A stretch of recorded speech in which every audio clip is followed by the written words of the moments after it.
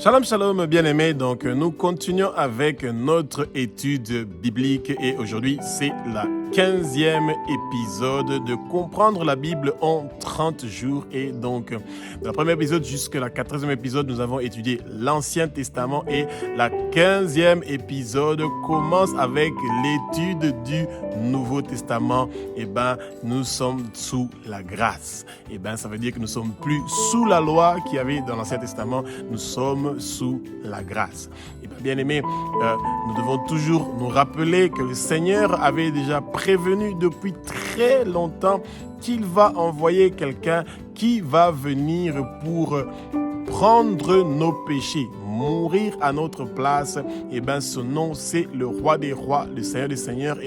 Lisez dans Ésaïe chapitre 53, vous allez vite comprendre que ça fait très longtemps que le Seigneur avait déjà dit à des prophètes, et notamment au prophète Ésaïe, que quelqu'un va venir pour prendre nos péchés. Lui qui a commis aucun péché, mais il a accepté de devenir péché pour que nous puissions recevoir la délivrance, la guérison. Il a accepté de devenir une maladie pour que nous puissions recevoir la guérison. Il a accepté d'être puni à cause de nous qui sommes des pécheurs pour que nous puissions être sauvés et que nos péchés soient pardonnés. Et donc, aujourd'hui, nous allons donc commencer avec l'étude du Nouveau Testament.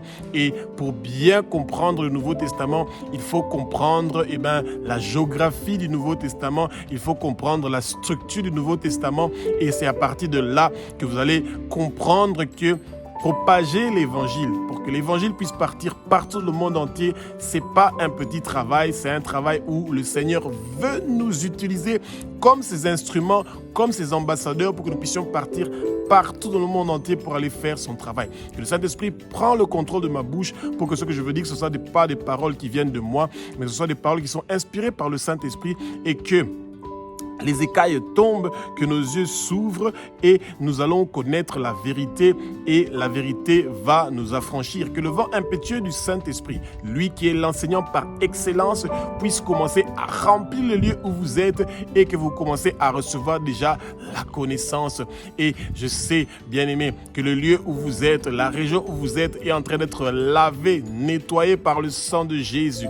Et nous savons que les guérisons, les miracles, toutes les prodiges que le Seigneur a promis dans sa parole sont en train de se faire maintenant dans le lieu où vous êtes, bien-aimés. Rappelez-vous que le Seigneur vous fait la grâce d'être en vie parce qu'il veut que votre nom soit inscrit dans le livre de vie de l'agneau. C'est pour ça, vous n'allez pas mourir, vous allez vivre et déclarer les œuvres de l'Éternel des armées. Toute personne qui veut boire votre sang ou manger votre chair, ils ne vont pas réussir et prospérer, bien-aimés. Tout accident qui a été prévu par le monde de ténèbres contre vous ne va pas réussir et prospérer. Toute arme qui est forgée contre vous ne va pas réussir et prospérer.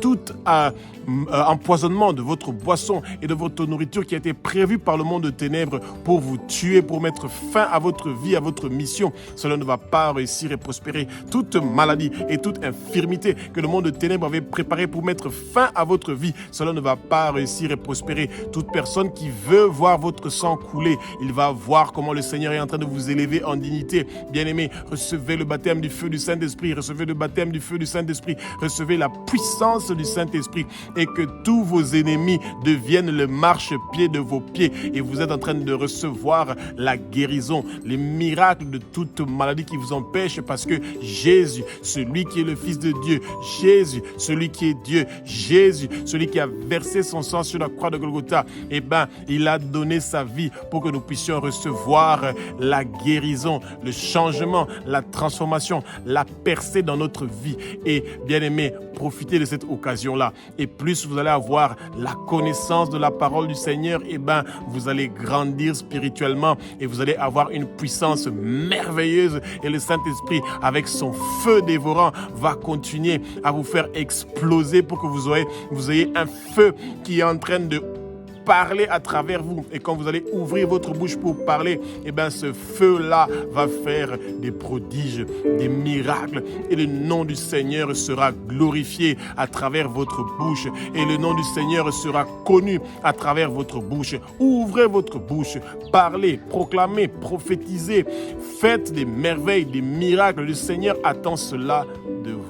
Donc, nous commençons avec la géographie du Nouveau Testament. Eh bien, quand vous entendez parler de Jéricho à Jérusalem, de Jérusalem à Canaan, de Canaan à Capernaum, de Capernaum à Galilée, eh bien, chaque fois, le peuple de Dieu n'a aucune idée de ces distances-là. Essayez de faire des petites recherches sur Google, eh bien, de voir les distances entre Jéricho et Jérusalem, entre Jérusalem et Canaan, entre Galilée et Capernaum. Et vous allez réaliser qu'à cette époque-là, aujourd'hui, il y a des avions, aujourd'hui, il y a des bateaux. Et bien, à cette époque-là, il n'y avait pas tout ça. Les gens faisaient des déplacements avec des ânes, avec des chevaux. Et ça, c'était vraiment lourd. C'était du lourd. Et ça veut dire que beaucoup de distances étaient faites à pied. De nos jours, nous n'avons pas grand-chose à faire pour arriver quelque part. Et même, nous avons même des téléphones où on peut vous suivre à partir de chez vous à la maison et que vous pouvez rester tranquille dans votre coin.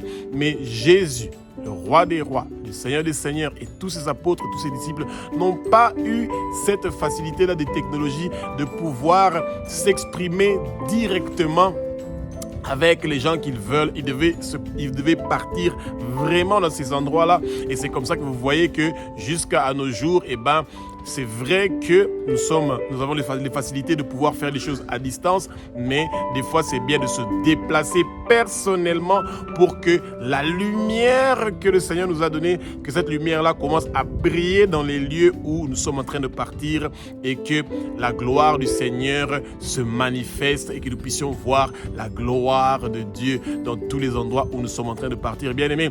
Et donc, c'est important que quand nous sommes des disciples du Seigneur, de comprendre la géographie du Nouveau Testament. Eh ben, c'est pas très compliqué. C'est juste, vous devez prendre le temps d'essayer de regarder, ok, Jérusalem est où? Au nord. Eh ben, l'Égypte se trouve où? Eh ben, dans le sud. Eh ben, qui sont les pays voisins d'Israël? Eh ben, au nord, vous avez donc vous avez le Liban, vous avez la Syrie, vous avez la Jordanie, vous avez l'Égypte dans le sud, et vous avez la mer Rouge de l'autre côté. Vous devez à peu près connaître la géographie du Nouveau Testament pour pouvoir vous donc être dedans quand vous êtes en train de lire. Vous allez plus réaliser l'effort physique qui était produit par Jésus, par les disciples, par les apôtres, pour que l'évangile puisse être propagé partout dans le monde entier. Et le Seigneur attend ça aussi de nous, de donner notre énergie physique pour que sa parole puisse partir dans tous les recoins du monde entier. Nous ne devons pas avoir de limites, nous ne devons pas avoir des obstacles, nous ne devons pas avoir des barrières qui nous empêchent de pouvoir partir partout dans le monde entier pour parler du nom du Père, pour parler du nom de Jésus, pour parler de l'évangile de Jésus. Et bien aimés, lisons la parole, surtout pour nous les chrétiens qui sont appelés à partir pour évangéliser le monde entier. Eh bien, Matthieu, Marc, Luc et Jean, mémorisez l'évangile pour que quand vous allez être devant le peuple de Dieu, que le Saint-Esprit mette les bonnes paroles dans votre bouche et que vous sachiez comment vous allez faire pour parler de la grandeur et des miracles, des prodiges de ce que notre Maître Jésus-Christ de Nazareth a fait dans le monde entier. Le Nouveau Testament nous parle des évangiles. Donc, vous avez le livre de Matthieu, de Marc, de Luc et de Jean. Et ben, les évangiles sont en train de parler de la naissance de Jésus à Bethléem, qui est une ville près de Jérusalem. Et ben, Jésus est né près de Jérusalem, donc à Jérusalem, et il a été crucifié à Jérusalem. Là où il a commencé sa mission, c'est là aussi qu'il a terminé sa mission. C'est pour ça que nous l'appelons l'alpha et l'oméga, le commencement et la fin. C'est pour ça qu'il faut connaître la géographie du Nouveau Testament, parce que ce sont des détails qui sont très importants et que des fois, quand vous quittez votre pays, vous partez quelque part ailleurs et vous pensez que c'est là-bas que vous allez terminer. Le Seigneur veut aussi que vous terminez d'où vous venez. Et c'est très important. Et donc, Jésus, à l'âge de 12 ans déjà, c'est ce que nous dit l'Évangile, il était en train de faire des conversations sur la parole, des discussions sur la loi avec des docteurs de la loi qui étaient dans les temples. Et ensuite, Jésus a pris le baptême d'eau, le baptême de Jean le Baptiste. Et après cela, Jésus a reçu le Saint-Esprit. Et c'est important pour le peuple de Dieu de comprendre que Jésus n'a pas fait de distinction pour lui et il ne fait pas de distinction aussi pour nous. Jean le Baptiste a d'abord apporté la repentance. Ça veut dire que le peuple de Dieu doit d'abord apprendre à se repentir, abandonner le péché, arrêter le péché, montrer les fruits que nous sommes en train de mener une nouvelle vie. Que les fruits du Saint-Esprit, que le 9 fruits du Saint-Esprit commencent à se manifester, à être vus, à être sentis dans notre vie. Et c'est ça que le Seigneur veut. Et nous recevons le Saint-Esprit. Ce Saint-Esprit-là qui est descendu sur Jésus comme une colombe dans le Jourdain, que le baptême du feu du Saint-Esprit vienne sur nous maintenant, immédiatement, au nom puissant de Jésus-Christ de Nazareth, bien-aimé. Et regardez qu'est-ce qui s'est passé. Quand le Seigneur a reçu le Saint-Esprit, il a été transporté dans le désert où il a fait 40 jours sans manger et sans boire. Et il a été tenté par le Satan et il a vaincu le Satan par la parole, par ce qui est écrit dans la parole, en utilisant la voix du Père. Ce qui est écrit dans la Bible est la voix du Père, la voix de Abba, notre Père qui est aux cieux, notre Dieu, notre Roi. Et à l'âge de 30 ans, Jésus a commencé son ministère. Mais il a commencé son ministère d'abord en étudiant la parole, parce qu'il a connu la parole. Vous avez entendu comment il a discuté avec les docteurs de la loi. Jean le Baptiste a fait la préparation pour son chemin en demandant aux gens de se repentir de leurs péchés. Il a eu le baptême de l'eau. Si vous vivez quelque part où il y a de l'eau, vous pouvez donc partir dans une église où on va vous baptiser avec de l'eau et que vous allez demander que le Seigneur vous baptise du baptême du feu du Saint-Esprit et votre ministère commence. Et le Seigneur a recruté 12 apôtres. Ces apôtres-là n'étaient pas des universitaires. Ces apôtres-là n'étaient pas de docteurs de théologie. Ces apôtres-là étaient des pécheurs, des gens qui sont simples. C'est ça. Bien-aimés, la haute classe de nos jours pense qu'ils sont capables de tout. Ces gens-là n'ont plus besoin de Christ, mais nous devons intercéder pour eux. Le Seigneur ne veut pas que nous perdons qui que ce soit. Le Seigneur veut que nous gagnions tout le monde à Jésus. Et c'est ça, le ministère de Jésus a commencé à l'âge de 30 ans et son ministère n'a fait que 3 ans. Et ensuite, Dieu a trouvé sage que Jésus laisse la place au Saint-Esprit, que le Saint-Esprit continue à être avec nous. Jésus, tant qu'il était sur terre, en tant qu'homme, il pouvait seulement être avec les Juifs. Mais comme il est parti, Jésus a laissé la place au Saint-Esprit. Le Saint-Esprit, celui qui fait que Dieu est omniprésent, omnipotent, omniscient, le monde entier, partout où on reconnaît que Jésus est le Fils de Dieu, qu'il est Dieu et que Jésus a versé son sang pour lui, Dieu est avec vous. Jésus est avec vous. Il est présent avec vous. Et ça, c'est une qualité que Dieu a gardée pour lui-même. Il est Shama, il est omniprésent, omnipotent, omniscient. Il est saint, saint, saint, l'Éternel des armées, et toute la terre est remplie de sa gloire. Et ça, il n'y a aucun autre Dieu sur terre qui peut dire qu'il est omniprésent, omnipotent. Ce sont des dieux qui ne peuvent même pas faire du bien, qui ne peuvent pas faire du mal et qui ne peuvent même pas parler et qui ne peuvent même pas marcher. Quand vous mettez une statue de Baal ou de Astarté, ces statues-là ne peuvent pas parler et ne peuvent pas marcher. Et c'est pour ça que le Seigneur nous parle qu'il est le Dieu qui est vivant pour les siècles des siècles et d'âge en âge. Et Jésus, quand il a commencé son ministère, il a commencé à montrer les choses que le Père lui a montrées. Et bien, les choses que le Père lui a montrées, c'est les miracles qu'il était en train de faire. Il a guéri les malades, les boiteux ont marché, les sourds ont entendu, les muets ont parlé, les aveugles ont vu, les morts sont ressuscités. C'est ça le Jésus. Il est le même hier, aujourd'hui et éternellement. Et c'est le Dieu que nous sommes en train de suivre. Et le Nouveau Testament nous parle dans les évangiles de tous ces prodiges et de ces merveilles que Jésus de Nazareth a fait pour que nous puissions croire au Père, que nous puissions croire que le Père nous aime d'un amour qui est saint et que le Père veut que nous venons dans son royaume. Le Nouveau Testament nous montre comment l'Église a commencé, la formation de l'Église qui a commencé à Antioche. Eh bien, bien-aimés, c'est très important pour le peuple de Dieu de comprendre que lorsque Jésus a été crucifié sur la croix, il avait dit à ses apôtres de rester à Jérusalem. Ça veut dire que l'Église a commencé encore une fois à Jérusalem, où le Seigneur était né. Eh bien, c'est à cet endroit où l'Église a commencé, bien-aimés. Et c'est très important de comprendre la géographie. Et le Seigneur les avait dit de ne pas encore partir jusqu'à ce qu'ils vont recevoir qui?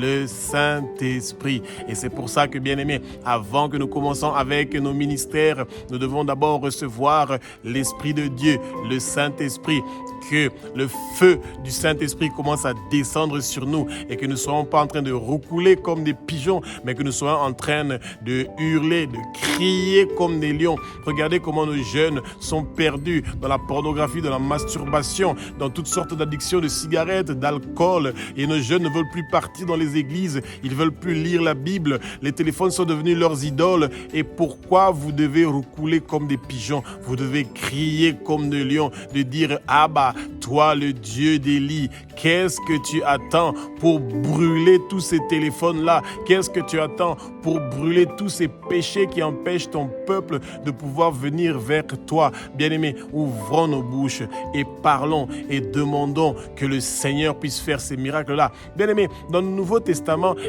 quand l'Église était en train d'être préparée à être formée, nous nous rappelons que Pierre, le Satan était en train de le réclamer devant Dieu pour le cribler de balles. Mais Jésus a prié pour Pierre, pour que cette pierre-là qui a été rejetée, que ce soit la pierre angulaire, ce Jésus qu'on a rejeté, c'est lui qui est devenu la pierre angulaire. L'Église repose sur lui. C'est lui qui est la fondation. C'est lui qui est la base de l'Église, bien-aimée. Et vous, comme vous êtes un père, vous êtes un chef, vous êtes un responsable, vous êtes à la base de l'Église de votre maison. C'est vous le sacrificateur, c'est vous l'intercesseur, c'est vous qui êtes en train de représenter votre famille devant Dieu, c'est vous qui êtes en train de représenter votre communauté devant Dieu. Ouvrez vos bouches, parlez. Pierre a reçu cette grande responsabilité-là de commencer avec l'Église. Dans les 120 personnes qui ont commencé l'Église, il y avait les hommes et les femmes, bien-aimés. Que nos sœurs ne soient pas discriminées, qu'elles ne soient pas mises de côté et que l'on ne pense pas que nos sœurs n'ont pas le droit de contribuer à l'agrandissement, à l'avancement du royaume de Jésus. Nous sommes tous appelés à évangéliser. Nous sommes tous appelés à prophétiser. Nous sommes tous appelés à parler en langue. Nous sommes tous appelés à faire des guérisons. Nous sommes tous appelés à intercéder, à être forts, des guerriers et des guerrières de la prière. Bien-aimés, l'unité doit venir. L'unité du Père, du Saint-Esprit et de Jésus qui font un doit descendre sur nous. Que l'amour sans condition vienne dans nos assemblées, dans nos églises. Que les chrétiens arrêtent de se battre. Que la division s'arrête. Les persécutions que l'Église primitive avait compris, ces persécutions sont en train de revenir de nos jours. Et le Seigneur veut que nous puissions prier, que nous puissions intercéder, que nous puissions avoir de l'intérêt dans les affaires du Seigneur. Et c'est comme ça que dans le Nouveau Testament, quand vous commencez avec l'Acte des Apôtres jusqu'à avancer, eh ben, vous allez plus avoir des informations sur comment l'Église a commencé, les difficultés que l'Église primitive a connues. Et le Seigneur veut vous utiliser de ne pas avoir la crainte. Le Seigneur ne nous a pas créés avec un esprit de peur et un esprit de crainte. Eh bien, nous sommes forts et nous avons la victoire. Jésus a gagné pour nous sur la croix de Golgotha. Et c'est pour ça que nous avons la victoire. Et partout nous allons partir pour aller parler de l'évangile du Seigneur. Eh bien, le Seigneur nous donne la victoire, il nous donne la réussite et nous allons être utiles. L'échec ne sera pas notre témoignage au nom puissant de Jésus-Christ de Nazareth. Dans le Nouveau Testament, après que l'Église soit formée, donc avec les apôtres qui ont donc formé de l'Église, et c'est ça que vous lisez dans l'Acte des Apôtres, eh ben vous avez un grand changement qui va commencer. Parce que le Seigneur ne veut pas que sa parole et le nom du Père restent seulement à Jérusalem. Il veut que le Saint-Esprit puisse utiliser nous les êtres humains pour que l'évangile puisse partir partout dans le monde entier. Et c'est là que Saoul de Tarse, celui qui était en train de persécuter le peuple de Dieu, il a été rendu aveugle et Ananias a posé ses mains sur lui et que les écailles sont tombées et que ses yeux sont ouverts. Il a eu la lumière, il a senti, il a prié que le Père soit avec lui, bien-aimé. Et Saoul, qui est donc Saoul de Tarse, qui est devenu donc Paul, Paul a commencé comme le plus grand missionnaire que l'Église a connu. C'est lui, l'apôtre par excellence, qui est le missionnaire qui nous a donné cette mission-là de partir partout dans le monde entier pour aller propager l'évangile de Jésus-Christ de Nazareth, le roi des rois, le Seigneur des seigneurs, le Mashiach, le Messie, celui qui est le Sauveur, le Dieu fort dont Ésaïe avait déjà commencé à parler, celui qui va verser son sang, celui qui a versé son sang, qui s'est offert en sacrifice, qui s'est sacrifié pour que nous puissions recevoir le pardon de nos péchés. Il a livré volontairement son dos, il a donné son visage, où on a arraché sa barbe, où on l'a fait porter une couronne d'épines, son sang a coulé pour que vous et moi, nous puissions être sauvés, pour que ce sang précieux de Jésus puisse laver nos familles, puisse laver nos quartiers, puisse laver les villes où nous sommes, puisse laver nos pays et que la vérité vienne et que nous soyons affranchis, bien-aimés. Et c'est ça. Et aujourd'hui, le Seigneur veut que nous soyons des missionnaires, ces ambassadeurs, que nous partons partout dans le monde entier pour qu'un changement, pour qu'une transformation se fait. Bien-aimés, le Jésus est en train de revenir. Le Nouveau Testament nous parle aussi la venue de Jésus, la fin du monde, comment Jésus est en train de revenir pour récupérer son peuple. Et le Seigneur nous parle que nous sommes ses serviteurs éternellement. Il est notre Père, il est notre Dieu et nous sommes avec lui. Et Dieu est le chef du Christ, le Christ est le chef du Père et le Père est le chef de sa famille et nous sommes au service de notre famille pour les conduire vers le royaume du Seigneur comme le Christ nous conduit vers le royaume de son Père. Et c'est bien, c'est joli. Bien-aimés, ouvrons nos bouches, n'ayez pas la honte, ne sentez pas la crainte, ne sentez pas la peur. Acceptez que le Seigneur puisse vous transformer, vous briser, vous changer, que la croix, que ce que le Christ a fait sur la croix commence à changer votre vie, commence à transformer votre vie et que vous puissiez devenir une nouvelle personne, restaurée, transformée, changée. Et tous les gens qui vont vous voir, ils voudront servir ce Dieu puissant, Jésus, qui est mort sur la croix de Golgotha pour que eux aussi, leur nom soit inscrit dans le livre de vie de l'agneau, comme votre nom est inscrit dans le livre de vie de l'agneau. Bien-aimés, c'est merveilleux. Et toutes ces choses-là, ces merveilles du Seigneur, vous les retrouvez dans le Nouveau Testament. Et nous allons commencer, à la prochaine épisode, à commencer à croquer la parole, à la manger, à la mémoriser, et que cette parole-là reste en nous. Que cette parole-là soit une semence dans notre cœur qui commence à donner des arbres qui vont produire des fruits.